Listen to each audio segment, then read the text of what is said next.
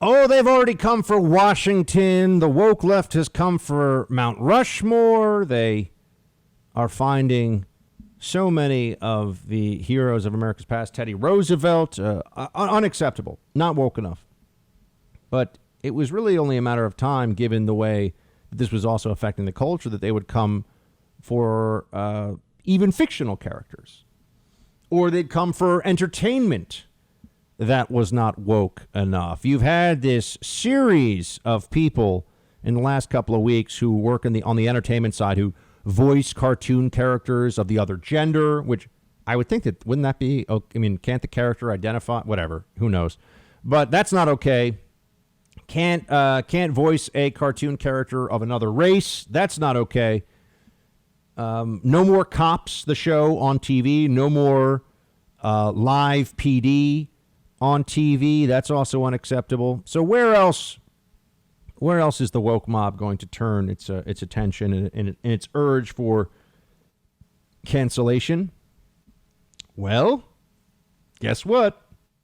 Now they're coming after your beloved superheroes. Time magazine has a piece on how we need to, here we go, we're re-examining how we portray cops on screen. Now it's time to talk about superheroes. That's right, fictional characters with powers that no human being actually possesses operating in an entirely fictionalized universe. Those characters now have to be seen through the lens of current wokeness, and we need to have a rethink about all of this now.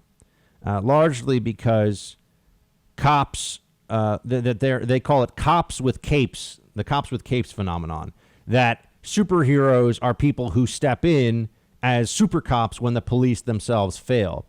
Now, for anybody who is not deeply psychologically damaged by the left's propaganda, this would be a pretty easy thing to understand.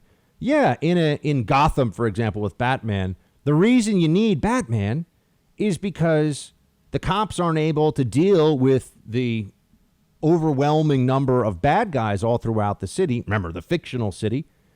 And so Batman comes along, and then people are inspired, and the cops do better. But why is that a good story, or why is that a good guy story? Well, if you remember your Batman lore, you know that he lost his mother and father to essentially a robbery, and a robbery. I'm trying to think. Armed robbery. Thank you. That was the term I was trying to think of. An armed robbery, and shoots his mom and dad in front of him because someone's trying to take their money and take their jewelry. And what is the point of Batman being successful in Gotham? So that doesn't happen to other people, because that's a really terrible thing. You know, people getting stopped and frisked, you can say that this is a bad thing. People being murdered outside their own home, that's a terrible thing. So if we're going to look at police actions and going to look at what creates a better, safer society, let's at least understand that not all of these different components should be weighed equally, right? Someone's right to not be offended by police presence in their neighborhood is less important than the rights of everyone else around them not to be raped, murdered, bludgeoned, etc. And so the cops with capes phenomenon of superheroes appeals to people because we all want justice and we want safety and we want the good guys to win. But here Time Magazine is saying that they think we should rethink this. They obviously go after the Punisher, who, I thought it was a pretty good Netflix series. I actually think the Daredevil series, where the Punisher makes an appearance, is a bit better. I like superhero stories. And they do point out in this analysis that there are some very prominent, successful, as a franchise, black superheroes that have been celebrated in comic books for a very long time. That movie, Black Panther, was a huge global hit. I'm somebody who's been a long time fan of the Blade series, the Blade franchise, which Wesley Snipes starred in back in, I think it was 1998 or so. And that was a big hit. That was really the first excellent new era superhero movie. People often forget about this. That was a Marvel comic book hero. You had these old, look, I'm just going to say it. The old Superman movies are kind of nice, But they're, he's wearing like blue pajamas, and it's a little dated now. The effects aren't very good. Yell at me because you got a nostalgia for the old superhero movies with Superman. They're not that good. Go back and watch the old Batman movies. And that guy's basically dancing around in like a wetsuit. He didn't spend a lot of time in the gym, whatever his name is. I'm just going to say it. And he's like the superhero with the blam, pow, bam, wow, all that stuff going on the screen. But it's fun in its day. I used to watch it too. But superhero stuff has gotten a lot better in recent years. Although I do think the X-Men franchise kind of spun off the planet and stopped making sense. But that's a whole other thing.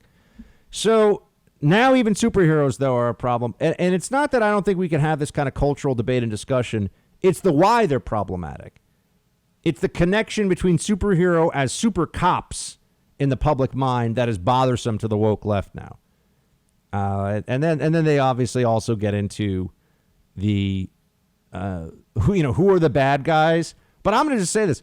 In superhero movies, the bad guys are overwhelmingly like white corporatist guys with weird European accents. I mean, it's really not, the bad guys. And I'm just going to say, you watch these movies, they're not singling out any ethnicity to be the bad guys in superhero movies. If they are, they're singling out like West Germans or something. I mean, this is who the bad guys are in superhero. Lex Luthor and think of in all the Batmans, the Joker. In all the Batman series, these are not people who are in any way an underrepresented minority that's being picked on or being singled out by superhero movies. But everything has to go through the woke scanner. And that's really what this is about. Everything has to be viewed through this prism now.